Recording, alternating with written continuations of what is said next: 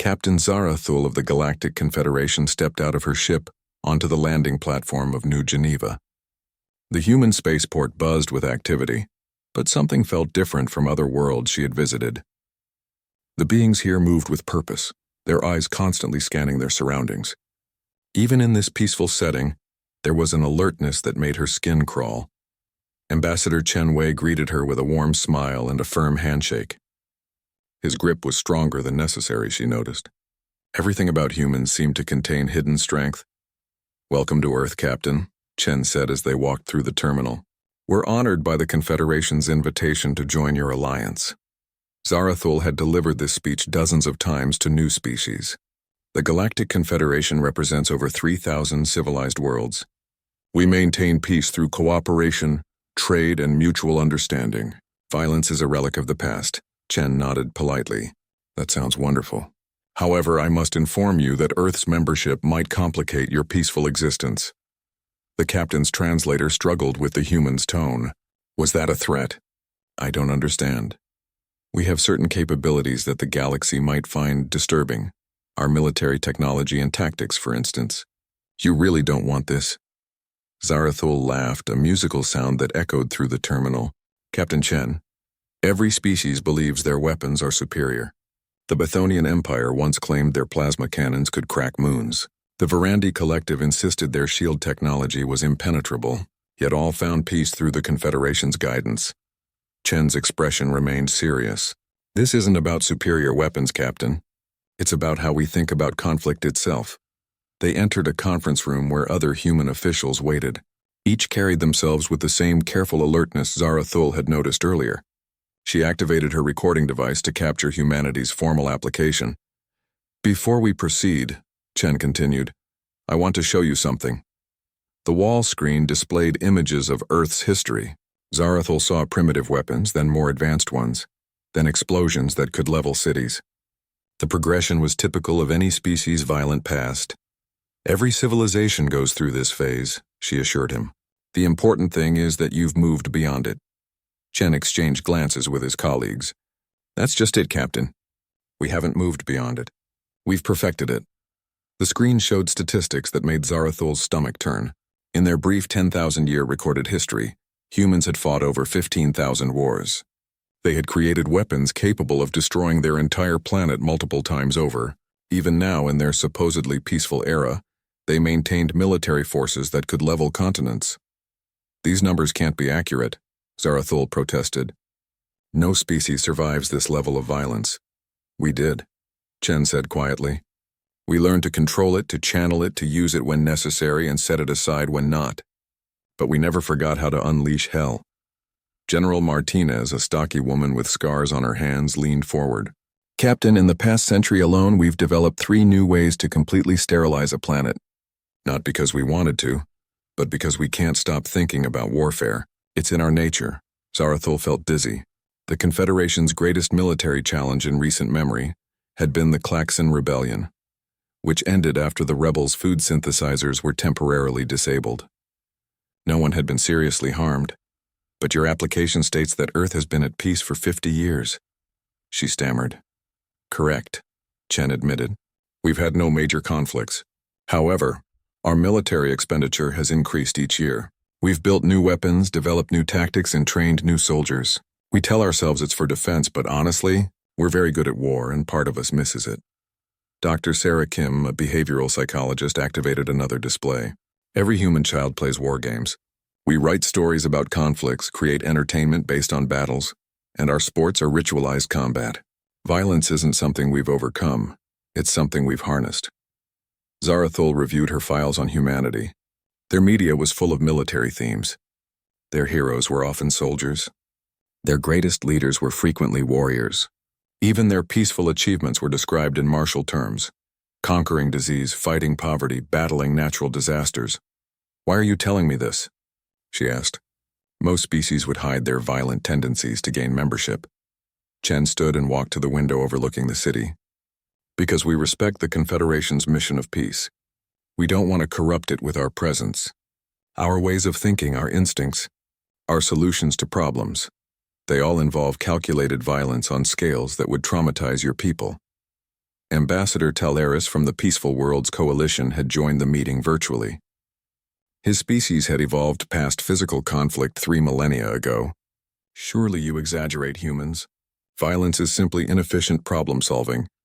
General Martinez smiled, and Zarathul shivered at the expression. With respect, Ambassador, you've never faced a problem that required absolute annihilation of the enemy's will to resist. We specialize in that. Such problems don't exist in civilized space, Talaris insisted. They do, Chen said softly. You've just been lucky enough to avoid them. But when they arise, and they will, someone will need to handle them. We're offering to be that someone, but we're warning you about the cost. Zarathul struggled to process this information. What exactly are you proposing? Standard membership with special provisions, Dr. Kim explained. We'll contribute to trade, science, and cultural exchange. We'll share our peaceful technologies freely, but keep our military separate. When you face a threat that requires extreme measures, call us. Until then, let us remain on the periphery. You're asking to be the galaxy's attack dog, Talaris said with disgust. No, Chen corrected. We're asking to be the galaxy's last resort. The option you pray you'll never need but will be grateful exists when the time comes. Zarathul realized the humans weren't boasting about their capabilities. They were genuinely trying to protect the Confederation from what they represented. The warning wasn't a threat. It was a kindness. I'll present your unique application to the Council, she said finally. Though I suspect they'll dismiss your concerns as primitive paranoia. Chen nodded sadly. We hope they're right, Captain. We truly do. But when beings evolved in peace encounter those evolved in war, the peaceful ones usually don't survive the education. As Zarathul prepared to leave, she noticed something that chilled her. Every human she'd met carried themselves like a weapon temporarily at rest. They were friendly, intelligent, and genuinely peaceful in their intentions. But underneath their civilization lurked something patient and terrible, waiting for the moment when restraint would no longer serve. She filed her report with a heavy heart, knowing the Council would approve humanity's membership and dismiss their warnings. After all, what could these young, violent primitives possibly teach the galaxy's elder races about conflict? The captain would remember this moment later when the screaming started. The emergency session of the Galactic Confederation Council convened in chaos. 3 worlds had gone silent in the past day. 2 more reported complete orbital bombardment. The Great Hall filled with the distress calls of civilizations that had known only peace for millennia. High Counselor Vethara struggled to maintain order as representatives shouted over each other in dozens of languages. The translation matrix couldn't keep up with the panic. Order! Vethara's voice echoed through the chamber. Admiral Korthak, report on the situation. The grizzled Catherian admiral's hologram flickered with interference. Half his face was burned and his uniform showed blast damage. The attackers call themselves the hegemony of Zarthak. They've appeared from beyond our explored regions with technology we don't recognize. Their weapons cut through our defensive grids like they don't exist. Captain Zarathul stood in the human delegation area. Ambassador Chen sat beside her, watching the proceedings with those careful eyes she'd learned to recognize.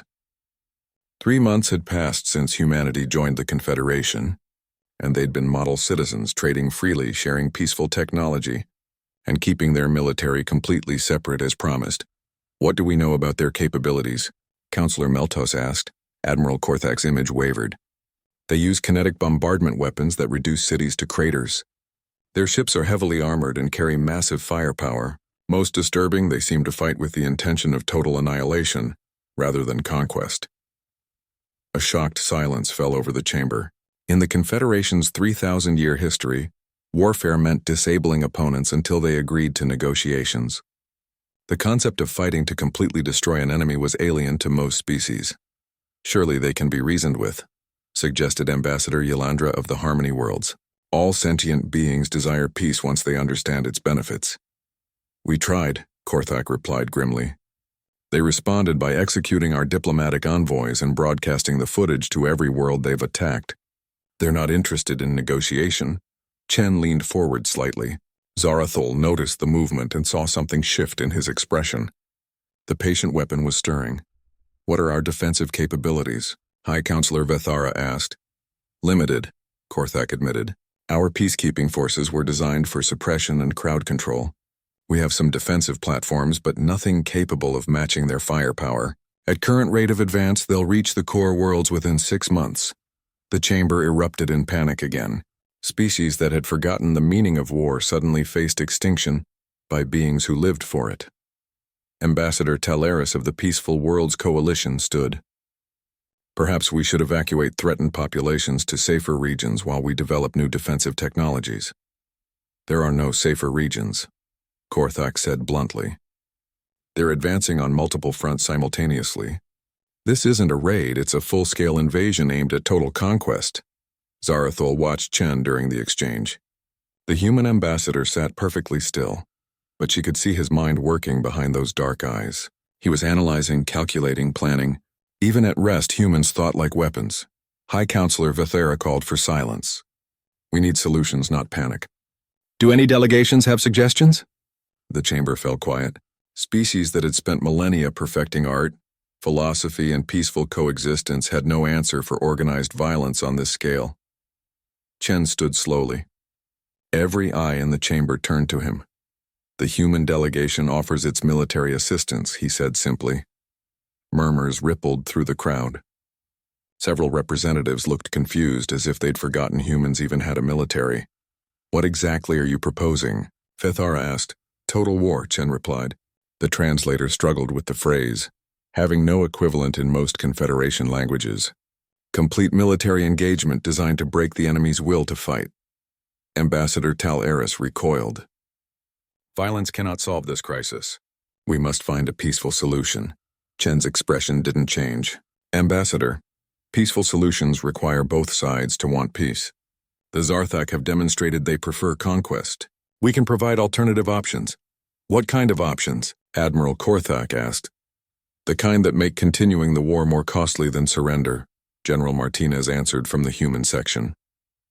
She'd been quietly observing until now. The kind that convince enemies they've made a terrible mistake. Dr. Kim activated a holographic display showing Earth's military assets. The assembled representatives gasped. Humanity had been busy during their 3 months of membership.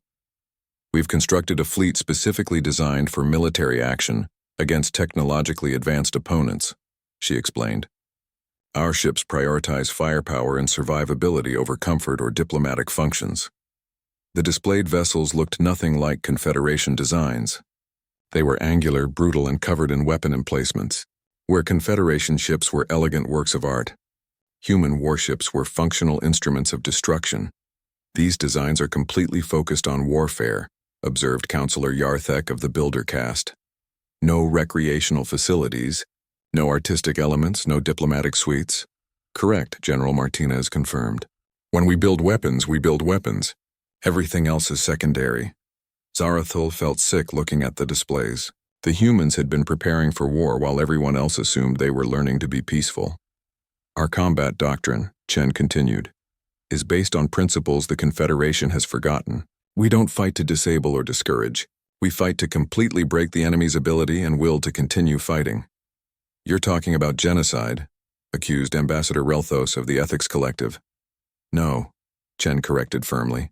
We're talking about making war so costly and terrible for the Zarthak that they'll never consider it again. There's a difference, though it might not be obvious to those who've never studied warfare seriously. High Counselor Vithara studied the human delegation. What would you require from us? Complete authority over military operations, General Martinez answered. No interference, no demands for prisoner treatment according to Confederation standards, and no restrictions on tactics based on what you consider civilized warfare. The chamber exploded in debate. The idea of giving humans unrestricted military authority terrified representatives who'd grown up in peaceful worlds. This is exactly what we warned you about, Chen said quietly, his voice somehow carrying over the noise. War isn't pretty. It isn't civilized. It isn't something you can control with ethics committees and diplomatic protocols. It's about breaking things and people until the other side stops fighting. Ambassador Talaris stood again. There must be another way. Violence breeds only more violence. Chen looked at him with something like pity. Ambassador, violence breeds more violence only when it's insufficient to end the conflict decisively. The Zarthak understand only strength. We can provide more than they can handle, but at what cost? Vethara asked. The cost of victory, Chen replied, which is always less than the cost of defeat. Admiral Korthak's damaged image flickered. High Counselor, with respect, we're losing worlds every day. Traditional diplomacy has failed. Our defensive capabilities are inadequate. If the humans believe they can stop this threat, perhaps we should listen. Zarathul watched the debate continue, remembering Chen's warning from their first meeting. The humans had tried to protect the Confederation from this moment, but circumstances had made their intervention necessary. She realized with growing horror that humanity hadn't been learning to be peaceful during their membership. They'd been learning about their enemies. Every trade negotiation, every cultural exchange, every scientific collaboration had been gathering intelligence about Confederation capabilities and weaknesses. Now the galaxy would discover what humans meant when they said, "You really don't want this." The vote was close, but desperation won. The Confederation formally requested humanity's military assistance, granting them complete operational authority. As the session ended, Zarathul approached Chen. "You planned this, didn't you? You knew something like the Zarthak would eventually appear." Chen looked tired suddenly, older than his years. "Captain, in our experience, peaceful civilizations always attract violent neighbors eventually. Predators seek easy prey. We hoped we were wrong, but we prepared for the likelihood that we weren't. And now you'll see why we tried to warn you," he said softly. "War isn't something we enjoy, Captain. It's something we're very, very good at. There's a difference, and you're about to learn what it costs." The human fleet emerged from hyperspace like death-given form. Admiral Sarah Chen, Ambassador Chen's sister, stood on the bridge of the UES Retribution watching her screens fill with targets. 6 months of preparation had culminated in this moment, humanity's first large-scale military action since joining the Confederation. "Zarthak formation ahead, Admiral," reported Commander Jackson. 47 vessels in standard battle formation around the planet Kithara. They're not moving to intercept. Chen studied the enemy ships through the tactical display. Sleek, powerful vessels that had terrorized the galaxy for 8 months. To Confederation eyes, they probably looked invincible. To human eyes, they looked like problems to be solved. "They're not taking us seriously," she observed. "Probably think we're another Confederation peacekeeping force." Captain Morrison of the UES Vengeance appeared on her communication screen. "Admiral, my tactical AI has analyzed their formation. They're positioned for orbital bombardment, not ship-to-ship combat. They're not expecting resistance." "Perfect," Chen replied. "All ships, implement Protocol 7. Let's educate them about human warfare." The Confederation observers aboard the Retribution watched in confusion as the human fleet scattered. Instead of the tight defensive formations they expected, the ships spread out in seemingly random patterns. "Admiral, your formation is breaking apart," warned Captain Zarathul, who had volunteered to observe human tactics. "The Zarthak will pick you off individually." Chen smiled without humor. "Captain, you're thinking like prey. We're not forming defensive positions, we're surrounding them." The first lesson began 30 seconds later. The human ships didn't announce their presence or demand surrender. They simply opened fire from 12 different angles simultaneously. Zarthak shields, designed to handle frontal assaults, failed under the coordinated crossfire. 3 enemy vessels exploded before their commanders realized they were under attack. "Impossible," breathed Ambassador Talaris, monitoring from the Confederation flagship safely outside the combat zone. "How did they achieve such firepower?" General Martinez, commanding from the UES Determination, answered over the communication link. "We build our weapons to kill, not to impress. Every system on these ships serves the primary function of destroying enemies." The Zarthak fleet tried to respond, turning to engage the nearest human vessels. They found empty space. The human ships had already moved, repositioning for the next phase of attack. "They're using hit-and-run tactics," Admiral Korthak observed, "but on a scale I've never seen. We call it wolves and sheep," Chen explained as her fleet executed another coordinated strike. "You identify the strongest enemy, isolate it from support, then kill it quickly before moving to the next target." On Kithara's surface, the Zarthak garrison watched their orbital protection disappear ship by ship. The humans weren't just winning, They were methodically dismantling their opponents with terrifying efficiency. Commander Vexthra of the Zarthak flagship Dominator finally managed to target a human vessel, his plasma cannons charged, preparing to demonstrate superior firepower. The human ship didn't retreat or attempt evasive maneuvers. Instead, it accelerated directly toward him. "What are they doing?" he demanded. His tactical officer's voice cracked with fear. "Sir, they're ramming us." The UES Intrepid struck the Dominator at full speed. Both ships exploded in a brilliant flash that lit up the planet's night side. The Confederation observers sat in stunned silence. The humans had deliberately sacrificed their own vessel to destroy an enemy. That's suicide," stammered Counselor Yarthek. "That's warfare," General Martinez corrected grimly. "Sometimes the mission requires acceptable losses." Captain Williams knew his crew's sacrifice would demoralize the enemy and protect the rest of the fleet. The psychological impact was immediate. Zarthak formations began breaking apart as commanders realized they faced enemies willing to die to achieve victory. The concept of warriors eager to trade their lives for military advantage was alien to their thinking. "No one fights like that," protested Zarthak Admiral Kreshitar over an open channel. "It's insane," Chen responded personally. "Admiral, you've been fighting civilized species who value individual survival over mission success. Humans learned long ago that some things are worth dying for. Today, stopping your expansion is one of those things." The battle continued for 6 hours. When it ended, the entire Zarthak fleet was destroyed. The humans had lost 4 ships and 300 crew members. They mourned their dead for exactly 10 minutes, then began planning the next operation. "How did they do that?"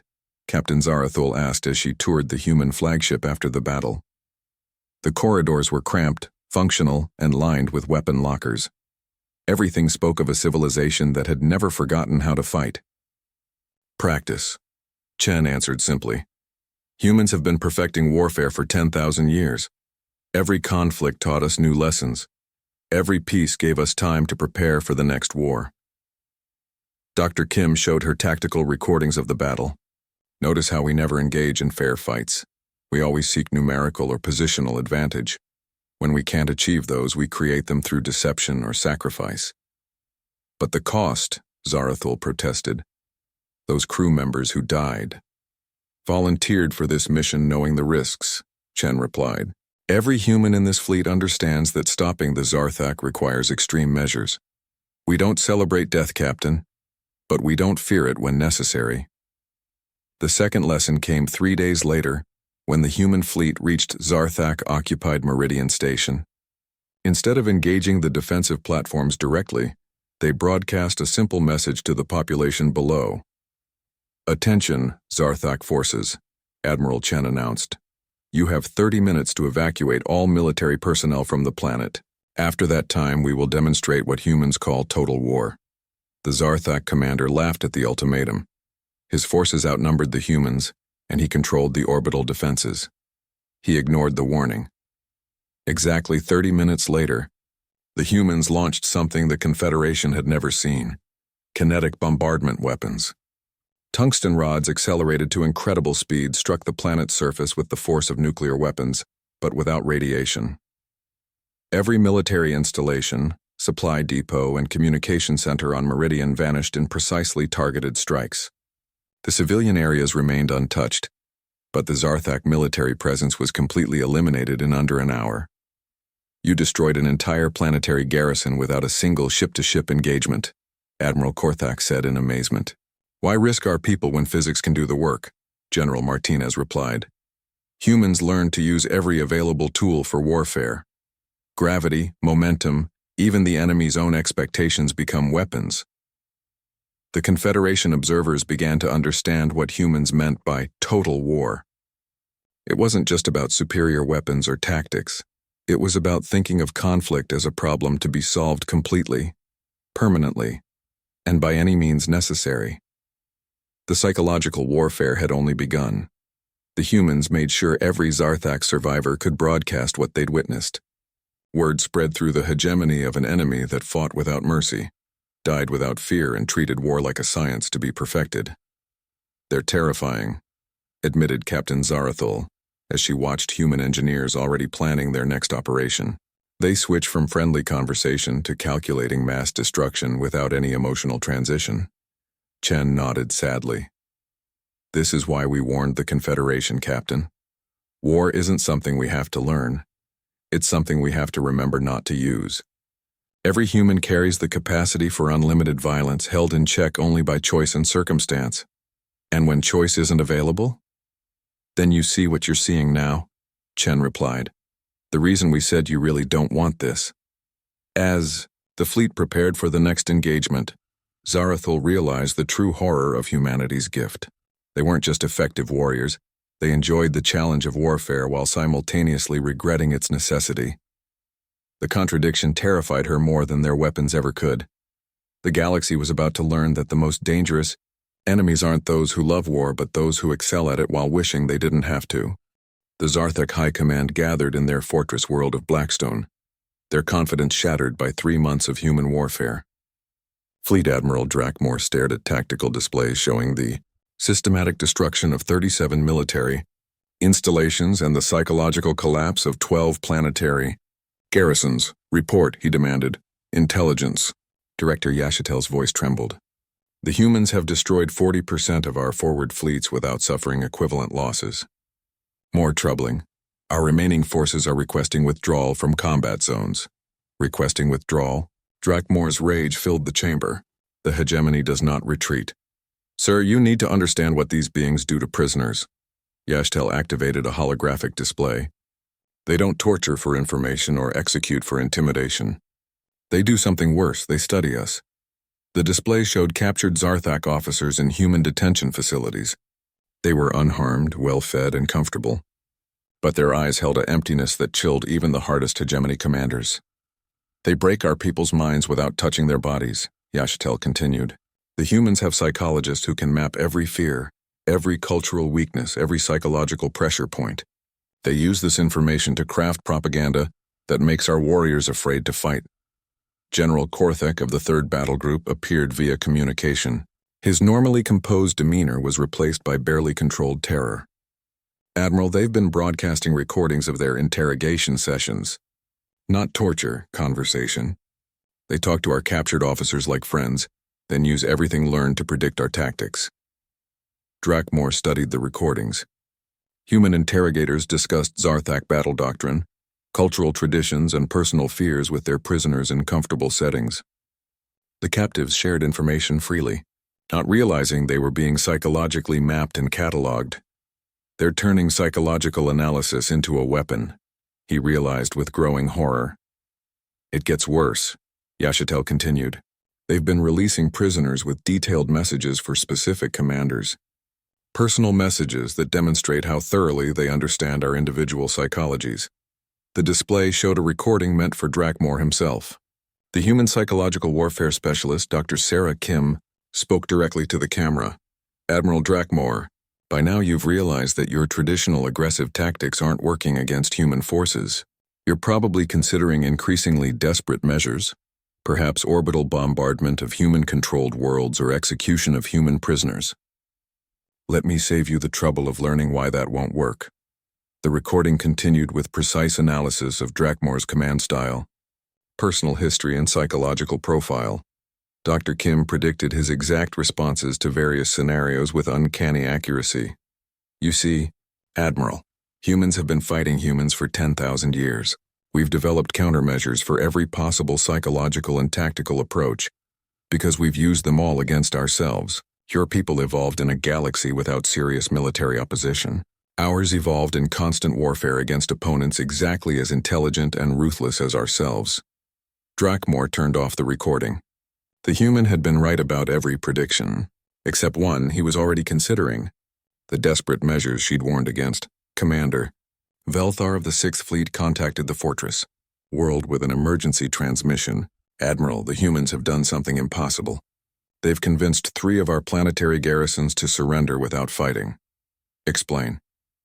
They broadcast detailed analyses of each garrison's tactical situation, supply status, and probability of survival if combat continues. Then they offered specific terms for surrender, based on each commander's personal psychology. The terms were so precisely crafted that resistance seemed pointless. The tactical display showed the surrendered worlds. In each case, the humans had identified exactly what would motivate surrender: promises of medical care for sick family members, guarantees of post-war employment, or appeals to religious beliefs about unnecessary death. "They're not just defeating us militarily," General Korthek observed. "They're convincing us that defeat is inevitable." Director Yashitel brought up another disturbing report. "Sir, we've intercepted human communications discussing their next phase of operations. They call it strategic demoralization." The intercepted messages revealed human plans to broadcast the personal histories of Zarthak commanders, exposing corruption, incompetence, and personal failures to their own troops. The psychological assault was designed to destroy faith in hegemony leadership. "They're going to turn our own forces against us," Drakmore realized. "It's already happening," Velthar reported. "Junior officers are questioning orders. Troops are refusing combat assignments. Some units have mutinied rather than face human forces. The humans had weaponized information itself, turning the Zarthak cultural emphasis on strength and honor against them. By demonstrating superior strategic thinking and psychological insight, they'd convinced many hegemony forces that resistance was futile." Dr. Kim's voice continued from another recorded message. "You're probably wondering why we're showing you our methods instead of simply implementing them in secret. The answer is simple. We want you to understand that this isn't personal hatred or territorial ambition. This is just what humans do when forced into total war. We solve the problem completely." Admiral Drakmore called an emergency meeting of the Hegemony Council. The great chamber that had once echoed with conquest plans now filled with the whispers of defeated commanders, reporting impossible human capabilities. "They fight like machines," reported Admiral Keshatar. "No emotion, no hesitation, no mercy. But they think like predators who've evolved to hunt other predators. Every move is calculated to achieve maximum psychological impact. We've lost 60% of our forward fleets," added General Thorek. "Not just destroyed, captured, or convinced to surrender. The humans are building a database of our entire military structure using our own people." Counselor Yar Seth, eldest of the hegemony leadership, spoke with a trembling voice. "In 800 years of conquest, we've never faced enemies who fought to completely break our will to resist. Other species fight until they're defeated, then negotiate. These humans fight until we're psychologically incapable of continuing." Drakmore studied the reports flooding in from across the front lines. The humans weren't just winning battles. They were systematically destroying the hegemony's capacity to think of itself as a military power. Every engagement demonstrated human superiority in planning, execution, and psychological warfare. "What do they want?" he asked desperately. Director Yashtel displayed the humans' stated war aims: complete hegemony withdrawal from Confederation space, dismantling of offensive military capabilities, and acceptance of monitoring to prevent future aggression. The terms weren't negotiable because the humans weren't interested in negotiation. They were interested in permanent solution to the threat. "They're not trying to conquer us," Counselor Yarseth realized. "They're trying to make us incapable of threatening anyone ever again." The final horror came in Dr. Kim's last message. "We know you're considering desperate measures, perhaps targeting civilian populations or using forbidden weapons. Please understand that such escalation will only demonstrate why the galaxy should have listened when we said you really don't want this. We've prepared responses to every possible escalation you might attempt. Each will result in consequences that make your current situation seem pleasant by comparison." Admiral Drakmore looked around the chamber at his broken commanders. The humans had achieved something unprecedented in hegemony history. They'd made the galaxy's most feared military power afraid to continue fighting. "Sir," General Korthek said quietly, "perhaps we should consider their surrender terms. For the first time in 800 years, the hegemony of Zarthak faced the possibility of total defeat. Not through superior firepower or tactical brilliance alone, but through the terrible realization that they'd chosen to fight a species that had perfected warfare itself. The humans had turned war into applied psychology, and the galaxy's greatest predators discovered they were now prey. 6 months after the Zarthak hegemony's complete surrender, the Galactic Confederation Council convened its most important session in 3 millennia. The great chamber buzzed with languages that had words for victory and defeat, but struggled to find terms for what humanity had accomplished. High Counselor, Vethara called for order as Admiral Sarah Chen entered the hall. The human looked exactly as she had before the war, professional, alert, and carrying that subtle aura of controlled violence that made others instinctively step aside. Admiral Chen, Vethara began, the Confederation Council formally recognizes humanity's decisive victory over the Zarthak hegemony. Your people have our eternal gratitude. Chen nodded politely. Thank you, High Counselor. We're pleased the threat has been neutralized. Captain Zarathul stood in the gallery watching the proceedings with new understanding. She'd spent the past 6 months studying human warfare and was still discovering new layers of sophistication in their approach to conflict. Admiral, asked Counselor Meltos, the Confederation would like to understand how humanity achieved such complete victory with minimal losses. Your casualty reports show only 1,200 human fatalities against total hegemony surrender. Chen activated a holographic display showing the war's progression. The key was treating war as a problem to be solved rather than a contest to be won. We didn't fight the Zarthak military. We dismantled their ability to think of themselves as a military power.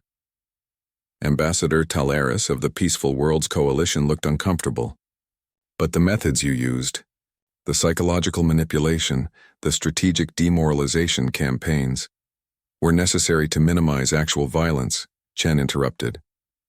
Would you prefer we had fought a conventional war with millions of casualties on both sides? Dr. Kim stood from the human delegation. The Confederation asked us to stop the Zarthak threat. We chose the method that accomplished this goal with the least overall bloodshed. Every psychological operation we conducted saved lives by convincing enemies to surrender rather than fight to the death. Admiral Korthak, still recovering from his wounds, spoke from his medical chair. Admiral Chen, your forces could have simply destroyed every hegemony world. Why show restraint? Because destruction wasn't the objective, Chen replied. We needed to permanently eliminate the threat they represented while preserving the possibility of future peace.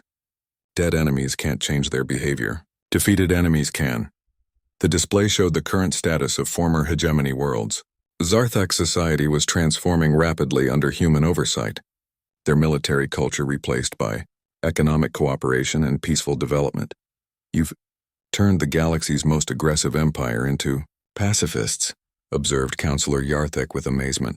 General, Martinez joined the conversation via communication link.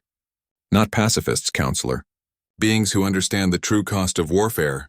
We showed them what humans can do when forced into total war. Now they comprehend why peaceful coexistence is preferable. Zarathul raised her hand for permission to speak. Admiral, I've studied your campaign extensively. You never fought the war the Zarthak expected? Every engagement was designed to teach them something about human capabilities. Chen smiled slightly. Very good, Captain. The entire war was educational. We demonstrated that humans think about conflict differently than any species they'd encountered. Each battle showed them new aspects of our approach until they realized resistance was futile. But how did you predict their responses so accurately? Asked Ambassador Relthos. Dr. Kim answered, because humans have fought every type of war against every type of enemy that evolution can produce. We've battled our own species for 10,000 years, developing tactics for every possible psychological and strategic approach. The Zarthak were aggressive predators, but we'd seen their type before in our own history. The chamber fell silent as the implications sank in. Humanity hadn't just defeated the hegemony. They'd demonstrated mastery of warfare on levels other species couldn't comprehend. High Counselor, Vethara asked the question everyone was thinking. What happens now? With this level of military superiority, humanity could dominate the galaxy. Chen looked surprised by the suggestion. Dominate? High Counselor, we have no interest in conquest. We fought to protect the Confederation, not to replace the hegemony as galactic overlords. But your capabilities, Talaris protested, will be used exactly as we promised. Chen interrupted firmly. To defend peace when threatened by those who understand only violence. Humans learned long ago that true victory in war is making future wars unnecessary. Admiral Korthak studied the human delegation. You could have demanded territory, tribute, or political control. Instead, you're returning to your border worlds as if nothing happened. Because, from our perspective, nothing unusual did happen, General Martinez explained. We identified a threat to galactic peace, neutralized it using appropriate force, and are now returning to normal operations. This is simply how humans handle problems that require military solutions. Captain Zarathul finally understood the true horror of humanity's gift. They treated the systematic destruction of the galaxy's most feared empire as routine problem-solving. War wasn't their passion or their purpose, it was simply another tool they'd perfected through necessity. You're not warriors, she realized aloud. You're gardeners. Chen looked at her with approval. Excellent analogy, Captain. We cultivate peace by pruning away threats when they appear. The goal isn't to destroy, it's to maintain conditions where civilization can flourish. Dr. Kim added, Human children learn a saying, Si vis pacem, para bellum. If you want peace, prepare for war. We've spent 10,000 years preparing for war, so thoroughly that peace becomes the only rational choice for our opponents. The council session, continued for hours as representatives, struggled to understand how humanity viewed their role in galactic affairs.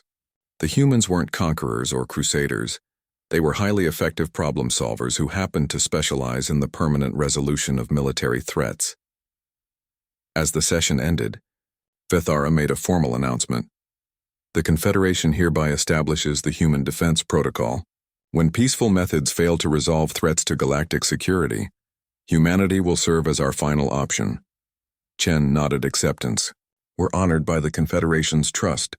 However, we hope this protocol will never need activation again. Why? Asked Counselor Meltos. Because, Chen replied with genuine sadness, every time we're forced to demonstrate what humans can do in war, we diminish ourselves a little. We prefer to be known for our art, our science, and our contributions to galactic culture. War is something we excel at, not something we enjoy.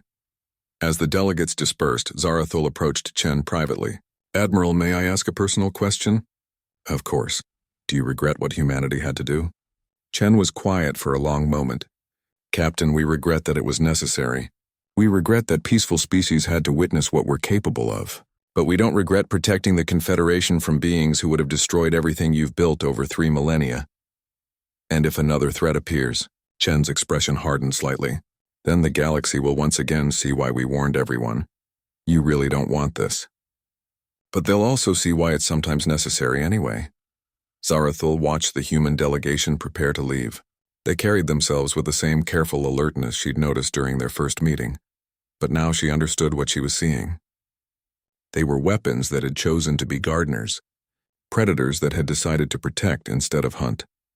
The galaxy was safer because humanity existed, but it was also a more frightening place because everyone now knew what gentle beings could become when pushed too far. As Ambassador Chen had predicted months earlier, the cosmos learned too late why humanity said, "You really don't want this." But they also learned something else. Sometimes the things you don't want are exactly what you need. The humans returned to their border worlds, their terrible capabilities carefully sheathed but never forgotten. Peace had been restored, but everyone now understood its true price. The constant vigilance of beings who knew how to end it completely. In the end, the galaxy's greatest protection came from its most dangerous inhabitants, the species that had perfected war so thoroughly that they could choose not to use it. The cosmos would remember the lesson for millennia to come.